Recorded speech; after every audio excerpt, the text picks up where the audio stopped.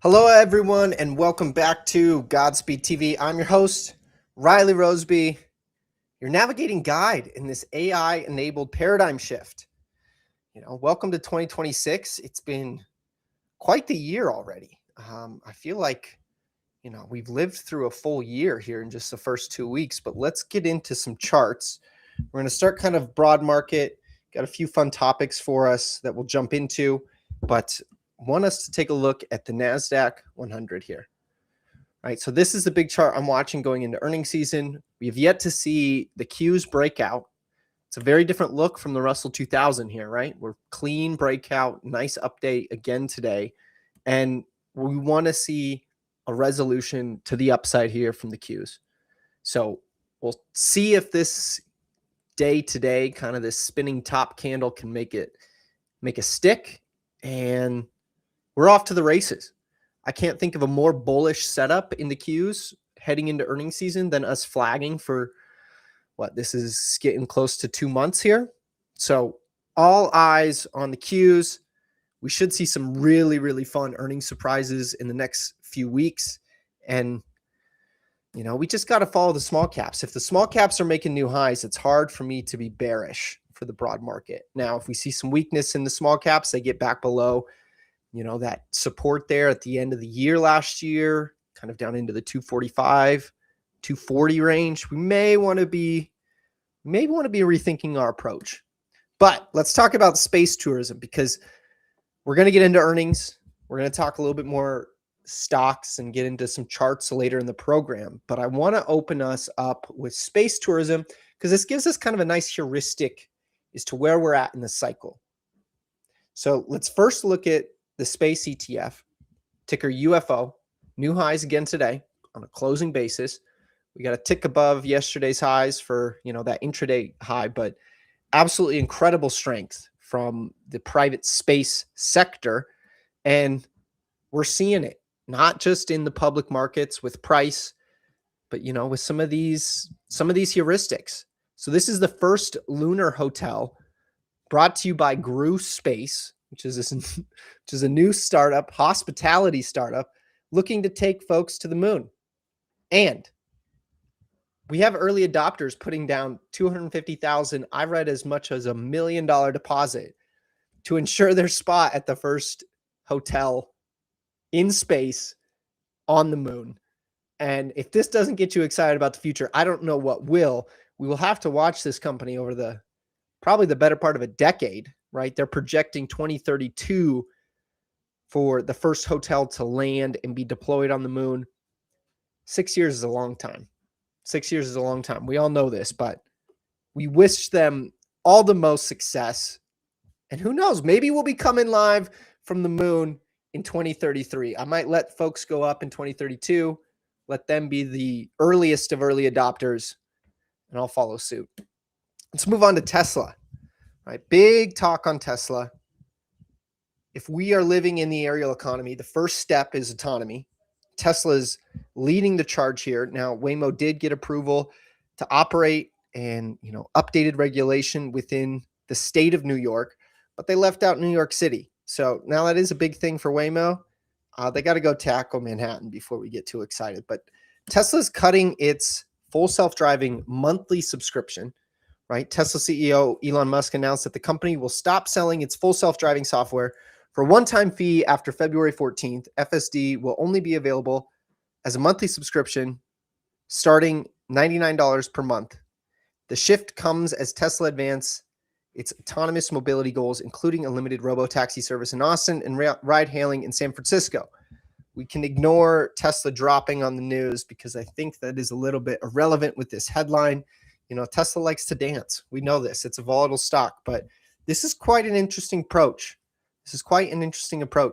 So why is this relevant? Well, one milestone in Elon Musk's award package is reaching 10 million active full self-driving subscriptions, right? So this aligns with full self-driving not being strictly subscription-based. 10 million users at $99 a month would generate $990 million in recurring revenue. And I think we got to bring up the point that in a certain sense, you could say Tesla is following Apple's playbook. Build the best hardware in the space with their vehicle and offer subscription-based services. So this is early. This is me speculating a little bit, but I think we're starting to see the writing on the wall. I think the automobile is more of a technology platform than a product itself. So we shall see. But looking at the chart, right? Tesla's been a little bit weak. We're all waiting for this breakout of 500. Everybody and their mother was probably piling into Tesla up here, end of the year, ready for a breakout, start 2026 strong, and we failed that. We did hold into support. This is about 420. All the memes are probably going crazy for that very fact, but we want to see Tesla, like the Qs, dig in here and really reverse. But I think this is a fascinating move from Tesla, driving folks to the monthly subscription, right? You got a couple more weeks to pay lifetime for full self-driving. I want to say it's like $8,000, right? So if you got some cash in the bank, $8,000, what would that get you? About 6 years for $99 a month, if I'm doing my math correct, somewhere in there. Maybe let me know in the chat how far off I am. But let us get into some charts.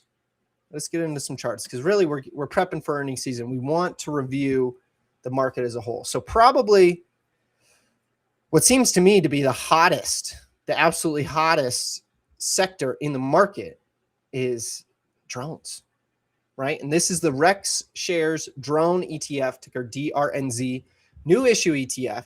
But I love to see the volume coming in. You guys see this volume down here on the bottom pane? Absolutely love to see that volume come in. This is just showing me there are some institutional buyers getting into the mix, and we can see it on a more individual basis. You can see it on a more individual basis, right? So here's Ondas Holdings, big base, breaking out of its IPO base. This has been a name we've been all over, big earnings drift from last quarter and knocking on the door of new highs. AeroVironment, right? Massive move to start the year. Again, up 5% today. Unusual Machines. What a base here. You know, I got to step in and be buying this one tomorrow because this thing looks absolutely fantastic. If we zoom out, it looks even better. Beautiful flag, trading at the high of this range. These are the names. These are the types of stocks we want to be buying. Now, energy had a big move today.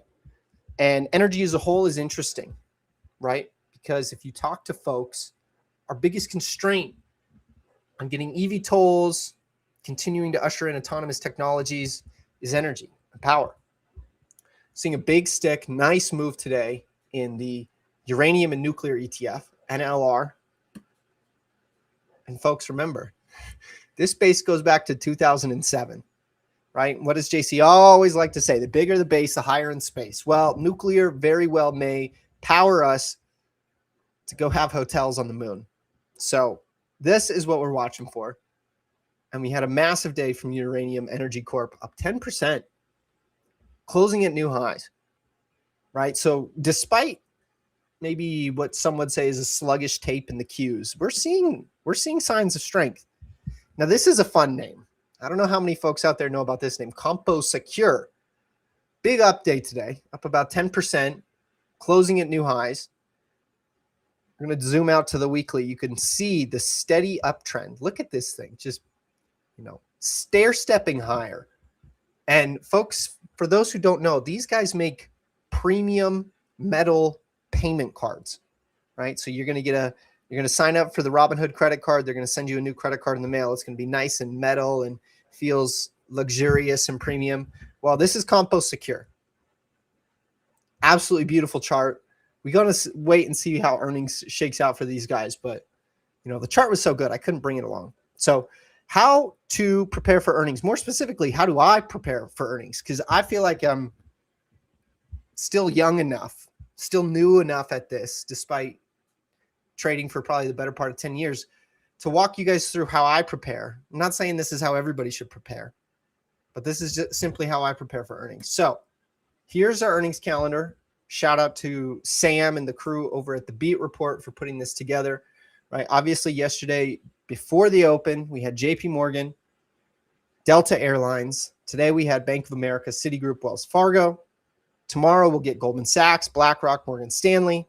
So this is a big financial scene. So looking at the financials, the reaction to the earnings, and I'm looking at the financial ETF just as a large, broad group, not super hot.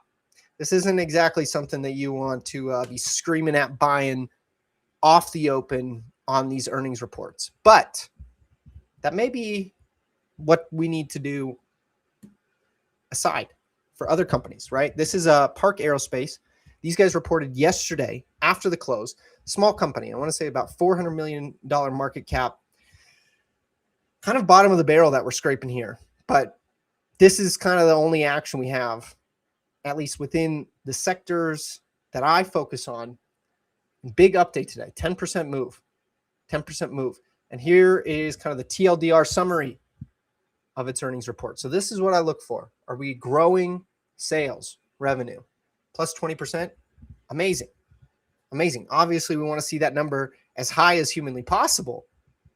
But 20% growth is great. Net earnings up 87% year over year. And how about that down there at the bottom? Gross margin expansion improved year over year, 34% versus, let's just round up and call it 27% for the prior year. So why do I bring this up? Well, we had a nice earnings move today. And check out this monster base.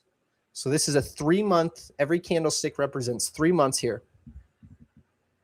This goes back all the way to what, 1968, maybe even 1967. This company's been in existence for probably longer than most of us have been alive who are watching this program. But why do I want to bring in this chart? Well, with an earnings report, strong like they reported last night, a reaction like we had today, up 10%, closing. This is the most important thing, right? We closed at the very high of the range today. There's no big wicks on either side. We closed at the high, super strong. And we have this massive, massive base that this company's working on. So what Park Aerospace does, they make specialty material composites for the aerospace and defense sector. And I didn't bring a chart of ITA with me, but the ITA is the Aerospace and Defense ETF. That thing is screaming up and to the right. So Park Aerospace, hot sector, hot industry, strong earnings growth, beautiful base, and a very strong reaction. You know, if I was on the ball this morning, probably the best thing to do would be buy a small position right at the open. Tiny. I'm talking maybe 1 share. Or if you're buying fractional shares, you know, throw in $5. But you just need to get a little bit of skin in the game. And then you see how these names trade. So for me, when I'm preparing for earnings season, what I like to do, if we see a super strong stock report earnings, I like to buy right at the open. Right at the open. If it's in a hot industry group, strong earnings, you can see it gapping up. I'm not afraid to go chase that gap, but I'm not going to chase it with size, right? Because we want to let these things develop. So this is what I put together. This is a Godspeed earnings cheat sheet. And what I do with this is I track all the companies that had strong reactions day one on earnings. And I track their closing price from that first day to their current price. That's it. Super simple. I'm not trying to reinvent the wheel here. I want a very simplistic view of relative strength on these post-earnings moves. And over time, you'll see incredible setups occur, right? We obviously crushed on this, but we want to get into a few others. So I want to bring up this comment just so I don't forget. Shout out to SM Traz. I see him in the chat today as well. Thank you for tuning in with us. But his question is, when do you normally buy those companies with strong post-earnings drifts? Well, it's such a loaded question, right? I don't think there's a right way to do anything. I know guys who make a killing scalping. Well, I'm not a big scalper myself. I know guys who make a ton of money long-term investing.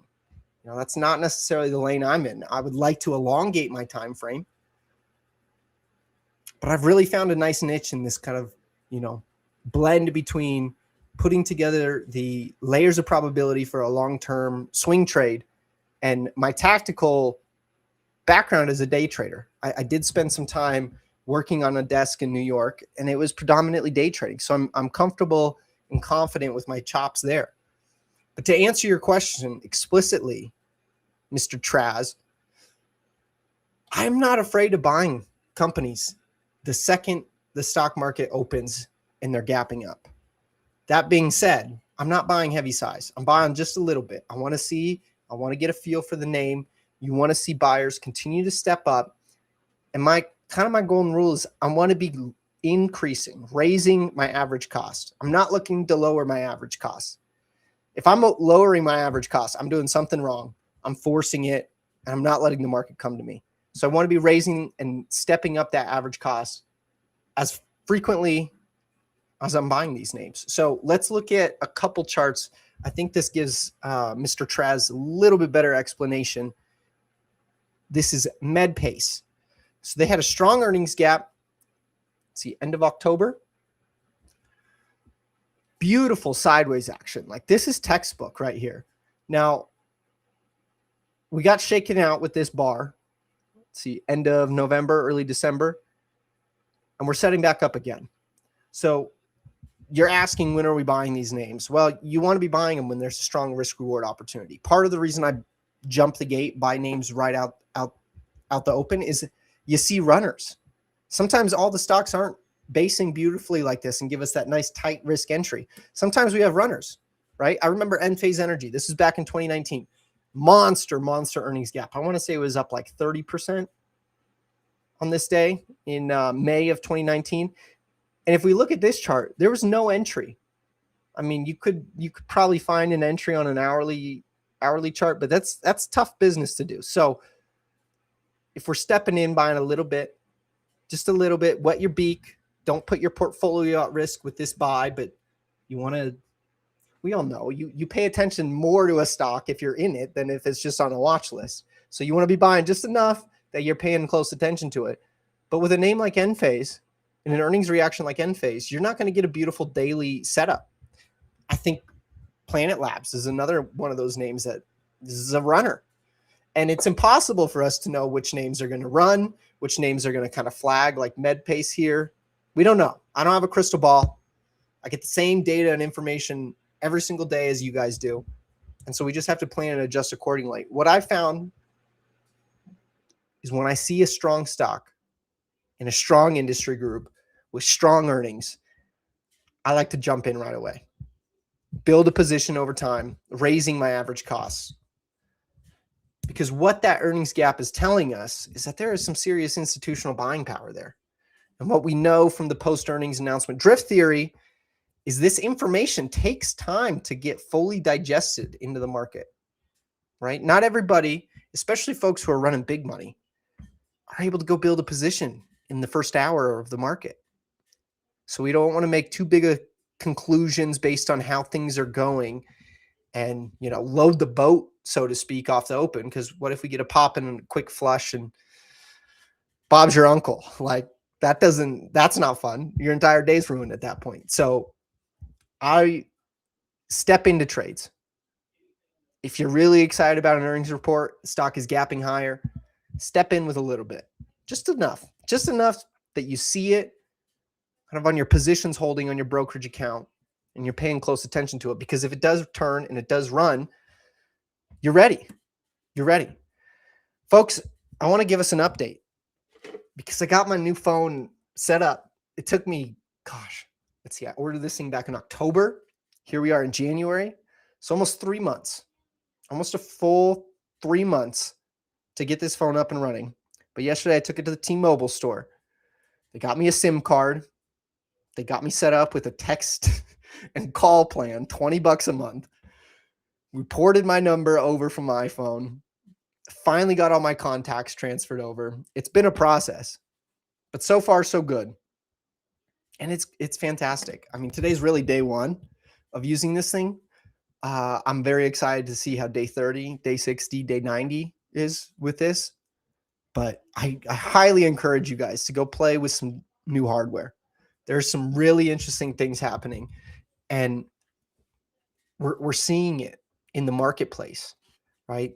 There was an article, what would it have been 2 days ago, why Amazon bought B, an AI wearable, right? There is a interesting shift in sentiment out there around our iPhones being the primary computer hardware device in our pocket.